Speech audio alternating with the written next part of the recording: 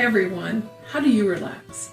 We relax every day by using our CBD product called Relax. Our CBD is 2,000 milligrams strong and we use a process called micellization to extract it. This makes it 7 times more effective than competing products and it's way better absorbed.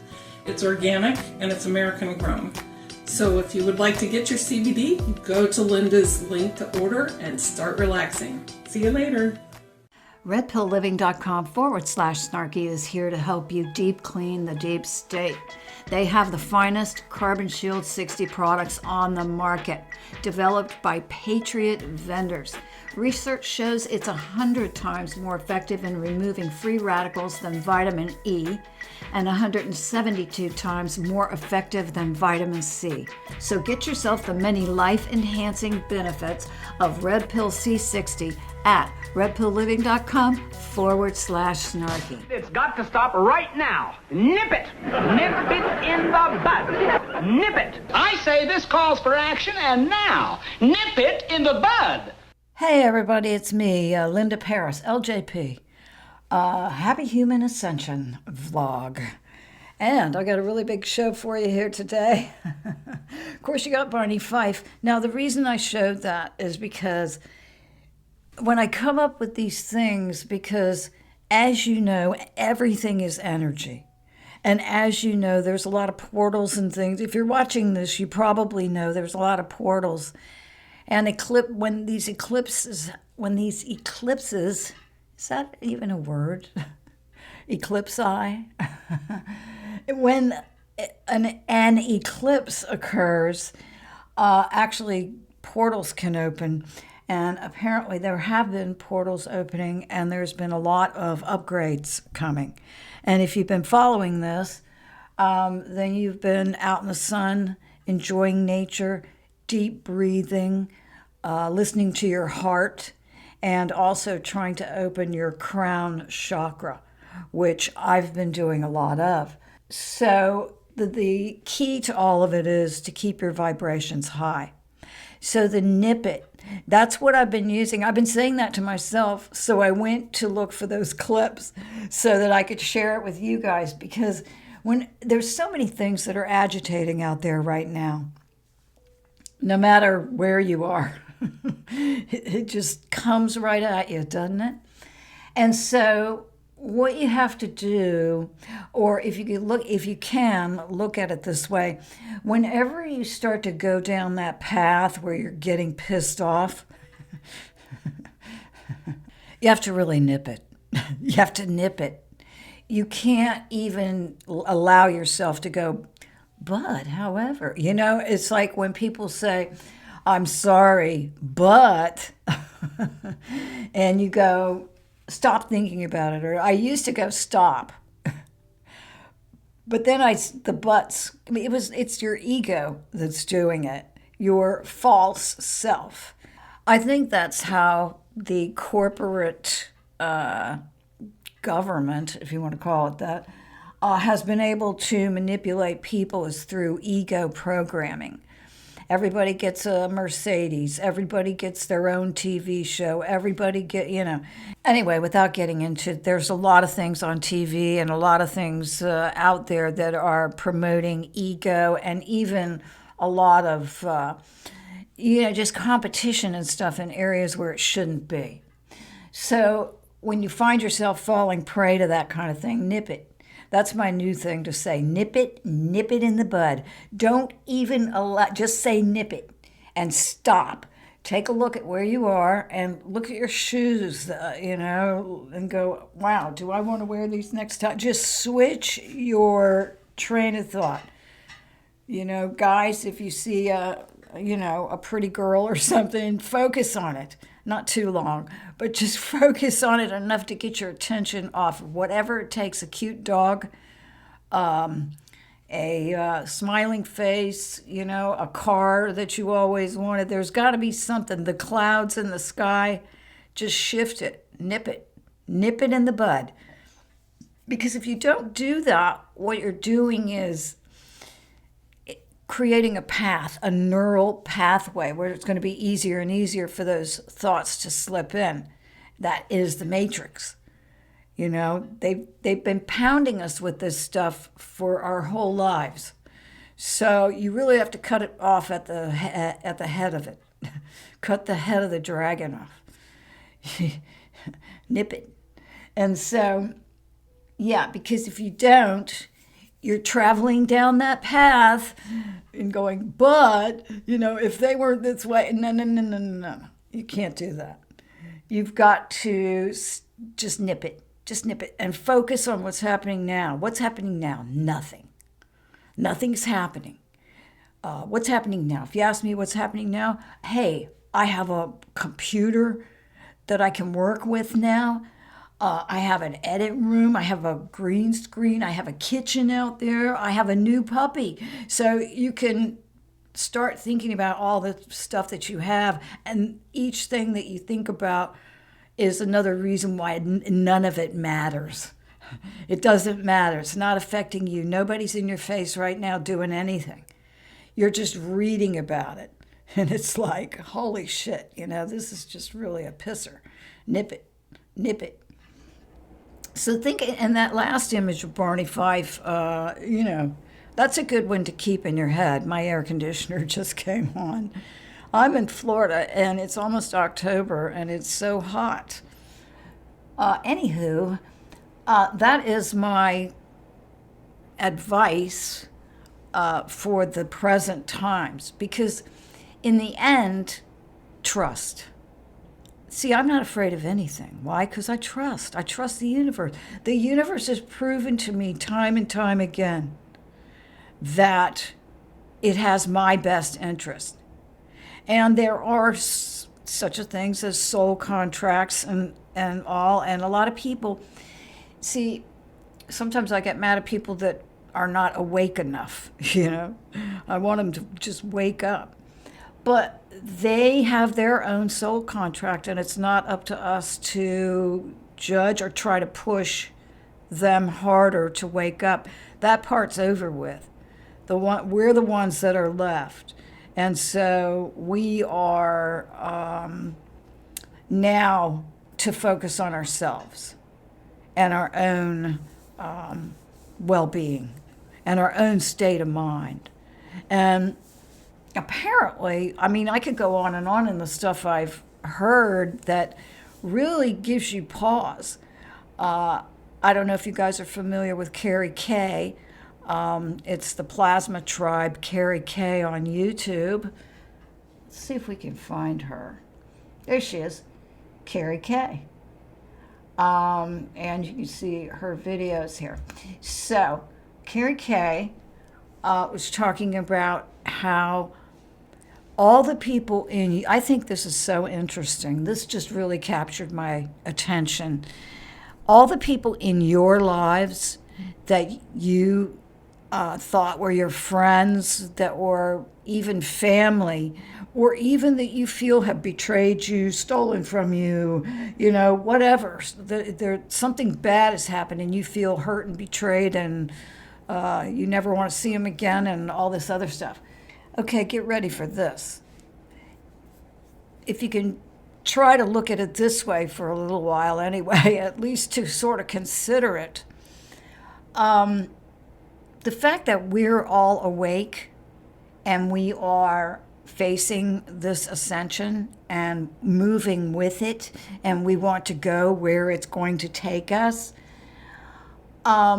separates us from them in the sense that we signed up for this.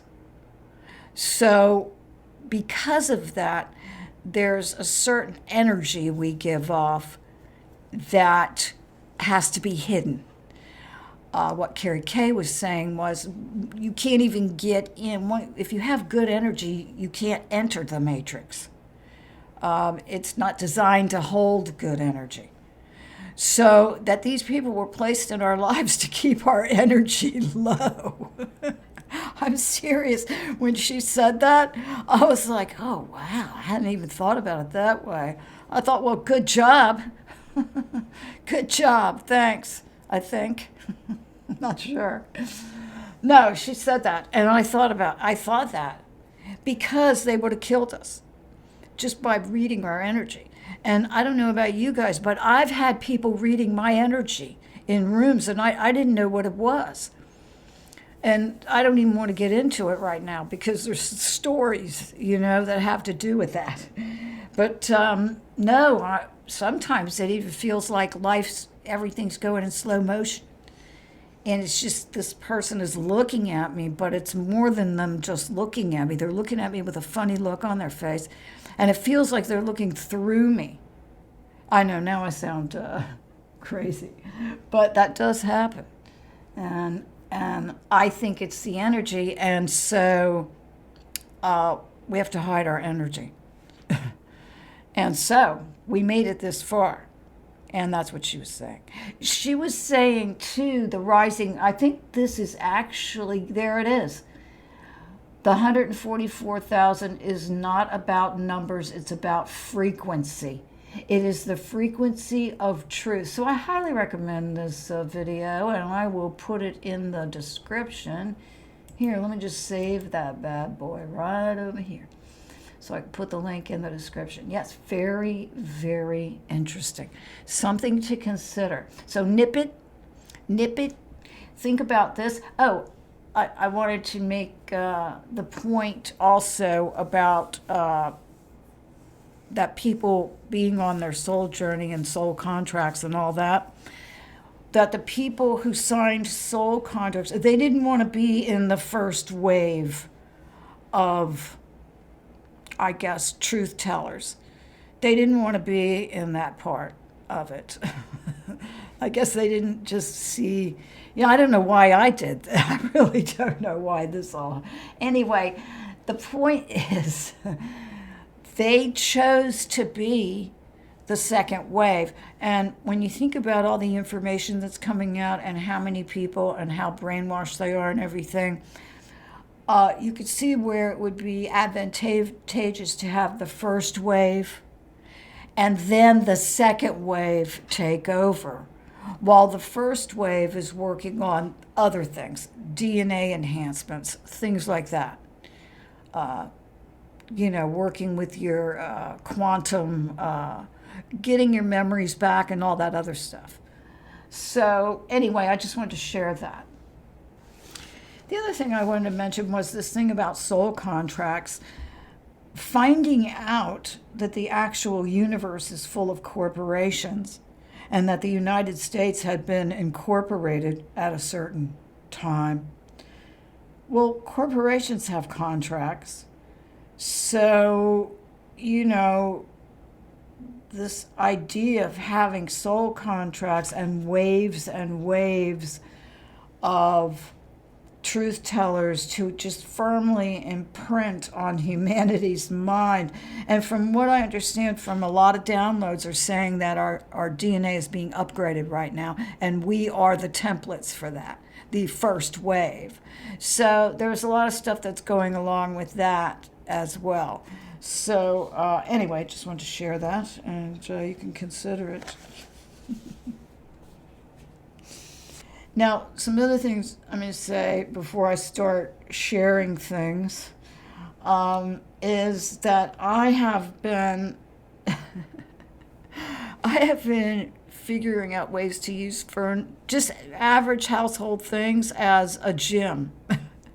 Like you don't need a leg. Like I created a makeshift leg press in my kitchen the other day. I'm going to share these things. I'm going to create a couple other around the house ideas where you don't need to go to a gym and you can use things around your house to achieve basically the same thing, unless you want to be all big and muscly. But get some exercise, around your house that's a little more than just stretching. Stretching's good, though. So in that vein, have a listen to this. Every day, the light on earth expands.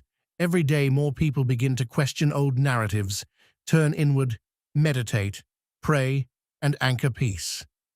Every day, acts of kindness and community support bloom even in the cracks of crisis, the long-forgotten memory of unity stirring once again.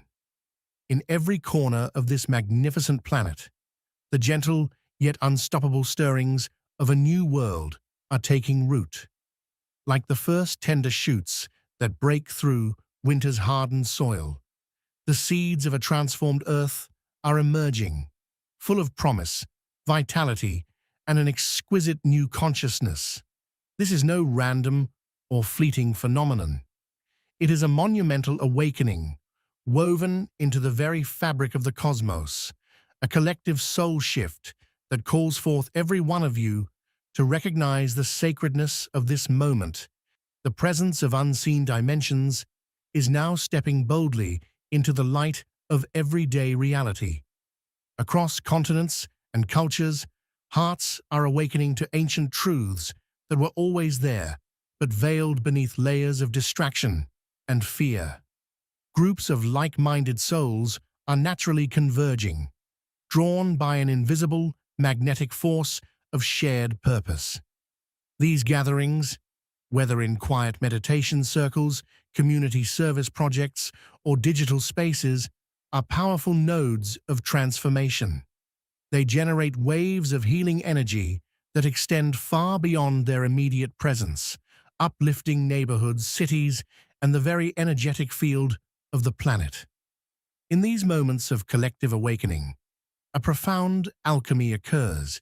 Individual light merges into a brilliant, unified radiance, capable of dissolving old patterns and birthing new possibilities. This surge of awakening is accompanied by a profound shift in the collective values that guide human society. Cooperation is beginning to replace competition. Respect for the earth and her ecosystems is emerging as a foundational principle. Justice is being redefined not as punishment, but as restoration and healing. Long-hidden corruption and deception are surfacing like shadows at dawn, demanding to be seen, understood, and transformed. This is not a time of despair, but a time of necessary clearing, a grand unraveling of old structures so that new foundations, grounded in integrity and love, can be laid.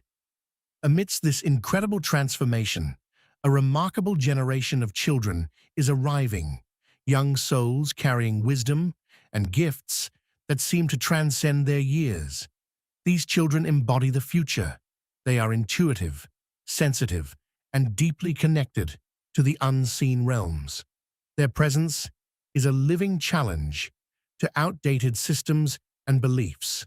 So I hope you got something out of that. When I go through these videos, and I don't know if I'll have time to end on, well, yes, I will. Yes, I will. I'll have time to end on this. And I'll put the link to this channel. Look, he's got 12 million subscribers. There's a good reason for that. Anyway, I've got a message from him that I think is quite relevant. And at these times when you're trying to navigate your way through this, well, let's call it what it is, bullshit. So anyway, yeah. So, but before I do that, I want to share with you my recipe for tomato onion soup. You guys, this stuff is so filling, it's so good, and it's so easy. If you like, first of all, onions are extremely beneficial. They have a lot of like antibiotical effect. I don't think I said that right. Let me say it again. They have, it works as an antibiotic for a lot of things. Onions do. Onions and garlic are both good for your immune system. And so anyway, this and tomato, I love tomatoes, but the thing I don't like is a gross tomato. And just in the past, like during the auto pen, when the auto pen was president, you couldn't get any good tomatoes. They all smelled like mold too. I noticed it right off the top. I said, this tomato smells like mold. Why? Why? Probably because it's got some kind of mold in it. Molds are dangerous. You can die. People, whole families have died from moving into old homes that have black mold and other types of mold. And you see it all the time. Of course, they lie about things to keep us in fear. But I'm pretty sure black mold will kill you. If you live around it, breathe it, it gets in your lungs and all of this other stuff. So, and the reason I say that is because these vegetables and things have been smelling moldy. And I don't know why, and I haven't known why, but I've stopped eating tomatoes because of it. Well, now that I shop at the farmer's market, they smell like vines. The tomatoes smell like vines. I'm like thinking, that's the smell I want to smell when I touch a tomato. Also, they're red, they're juicy, and they taste good. That's another thing about the other tomatoes. And that's another thing about the other tomatoes, quotation marks. Not only did they smell like mold, but they didn't taste good. They didn't have any flavor. It was like not a tomato flavor. And they were mushy tomatoes. Like, not like a tomato texture, mushy.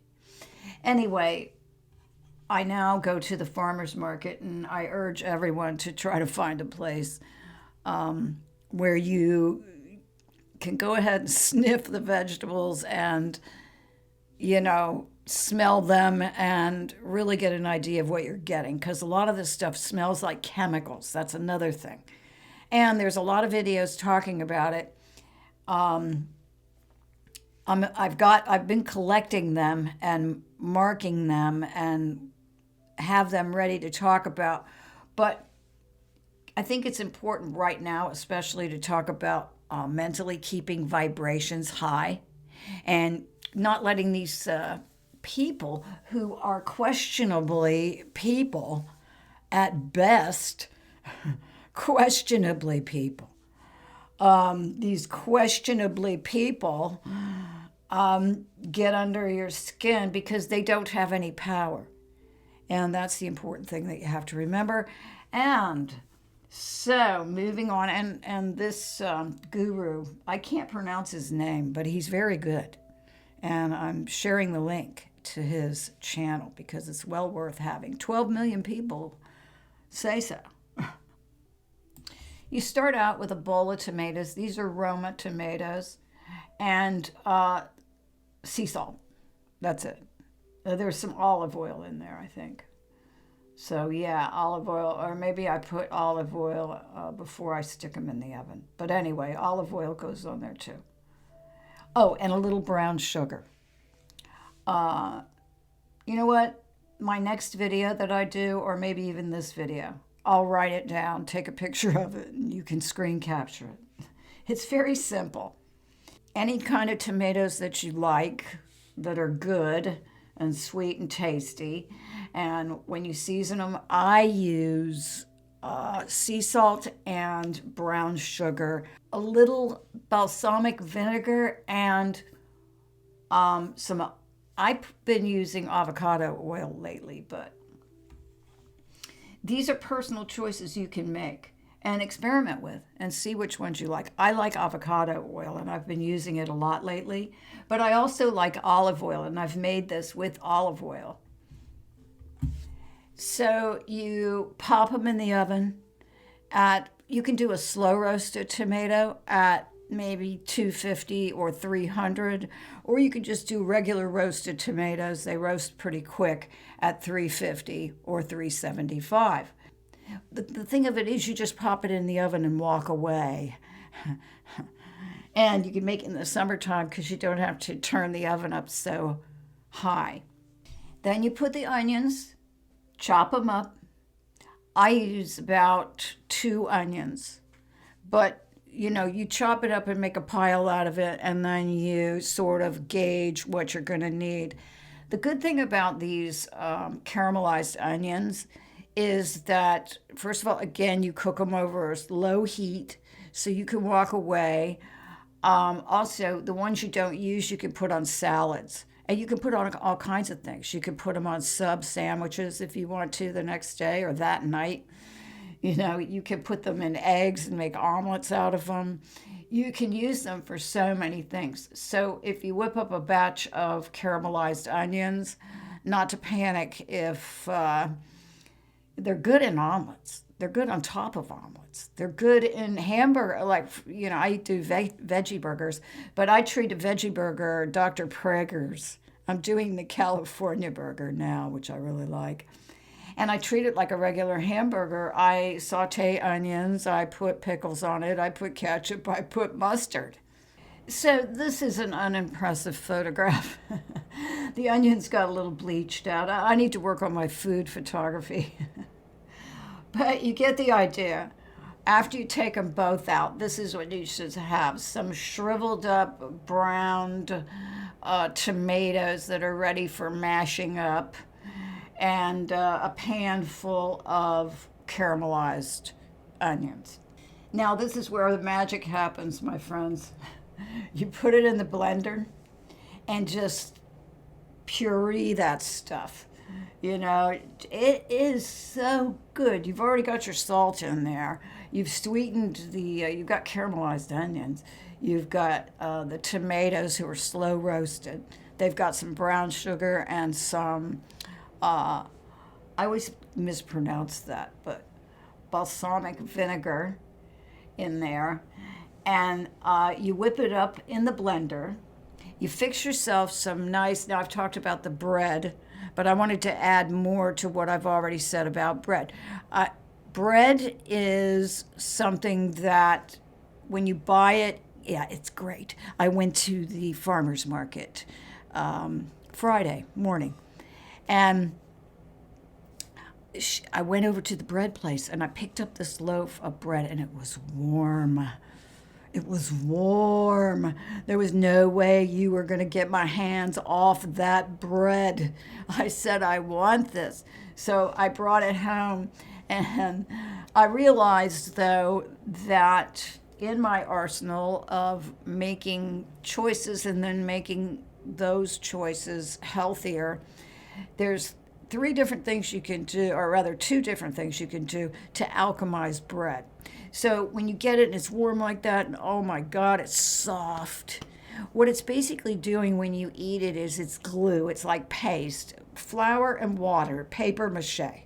You know, it makes the paper stick together. So it's pretty much not, you know, it's pretty much doing the same thing. It's not doing magic things for your body when it's really just a paste. And it's creating more, I mean, this is gross, but this is the truth. It's creating more sludge in your body. Your body doesn't get that much vitamins and minerals from bread, but it sure is good. I love it. I think it enhances meals. So anyway, there's two things you can do to alchemize the bread. One is toast it, or, you know, put it in the oven and crisp it. Now it's not gooey. Now it's not soft and gooey and it's sludgy. Now, when you chew it, it's little granules. It's been alchemized into more of a roughage that you can use in that regard. The second way you can alchemize it is, there's actually three different ways. I misspoke. Three different ways you can alchemize bread. Number one, toast it or bake it. Make it crunchy, okay? So the second thing you can do is stale bread. If you put it in the refrigerator and let it get stale, it's better for you. It's more towards that roughage. Then if you toast that, now you're really getting somewhere. You're really changing the whole nature of the bread. So, yeah, you've got cooking it, letting it go stale, and then the third way is freeze it. So you can work with those three things, making it crunchy. Also, you know, if you put it in your fridge and wait a certain length of time, it's going to get stale, not with mold and stuff. It's just going to get stale. and that's better for you. Then you can put that in the toaster, and you've really got a better form of roughage. Or, and I know, I always take a few pieces out before I take a beautiful fresh loaf of bread like I got the other day and shove it in the freezer. You know, that's what I do. So I hope that's clear. 3 different ways: baking, toasting, making it crunchy, number 1. Number 2, letting it get a little stale. And number 3, freezing it. So you can work with those 3 in any combination that comes to you, you know, and you want to get creative with it like I do. I think, well, I've already made this stale, now I'm going to toast it on top of that. So it's less harmful to me, but I still enjoy it because it's still crunchy, good bread. All right, so I've gone on long enough about that, but this right here is really good with bread. So I wanted to just qualify that. And of course, here's the final picture with the crunchy bread right here. You know, I'm not going to any great lengths to make it. It's still got soft on the inside. But you can also cut the breads so that the inside gets it, or slice them and lay them out on a baking sheet and do it that way. I use oil on the bread, and I do have that lemongrass stuff that I use on the bread. Lemongrass oil and it's the balsamic vinegar, but it's the redacted kind that you use on it. It's so good. Oh my God, it's good. But I just did the bread because I dipped the bread in the soup. So this is a really good meal, and it's good for when you're around, you know, if you're thinking about fasting or something, or you want to, it really is filling. And you're getting all those onions and all those tomatoes, and you can make the bread relatively harmless by doing one of those 3 things or a combination thereof. And I use it, even if it's super crunchy, like too crunchy to even bite onto, you can put it in the soup. And there you go, voila. So I hope this recipe, I hope you guys try it. I think it's amazing. Of course, if you have bad stomach issues, I don't have to tell you, tomatoes and onions are probably not going to be a good choice for you. However, I will have other recipes for a wide variety of people with a wide variety. Nature takes care of everybody. Everybody.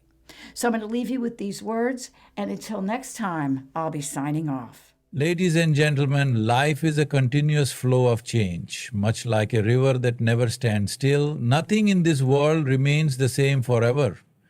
The seasons change, people grow, and circumstances evolve. The phrase, "this too shall pass," is a reflection of this undeniable truth. No matter how difficult or beautiful a moment is, it is temporary. Understanding impermanence allows us to navigate life with a sense of acceptance, helping us appreciate the good and endure the bad. Throughout history, great philosophers, poets, and spiritual leaders have spoken about the fleeting nature of life. In Buddhism, the concept of anicca emphasizes that everything is transient. Greek philosophers like Heraclitus famously said, "No man ever steps in the same river twice," highlighting that life is in constant motion. Even in religious texts, there are reminders that both suffering and joy are temporary, reinforcing the idea that clinging to either is futile. By accepting impermanence, we gain wisdom and inner peace, recognizing that every experience is part of a greater cycle. One of the most profound examples of impermanence can be observed in nature. A blooming flower eventually wilts. The sun rises and sets, and even the mightiest mountains erode over time. The world around us is in a state of perpetual transformation, and we are no different. Our emotions, circumstances, and relationships shift constantly, sometimes in ways we never anticipate. This realization can be both comforting and unsettling, but it ultimately teaches us to embrace change rather than resist it. When we understand the impermanence of life, we learn to appreciate each moment more deeply. Happiness is more meaningful because we know it won't last forever. And pain becomes bearable because we trust that it too will fade. Instead of taking joy for granted, we cherish it. Instead of fearing hardship, we endure it with strength, knowing it will pass. This awareness encourages us to live more fully without being overly attached to any one state of being. Impermanence also teaches us the value of letting go. Many of our struggles come from our unwillingness to release things that no longer serve us, whether it's relationships, past regrets, or unrealistic expectations. When we cling too tightly to what was, we prevent ourselves from embracing what is and what could be. Take care of it. Only one way to take care of it. Nip it. In the bud. Right. Set up a checkpoint, nip this speeding right in the bud. Forget about her. Nip it in the bud. Barney's in jail. Nip it, nip it, nip it.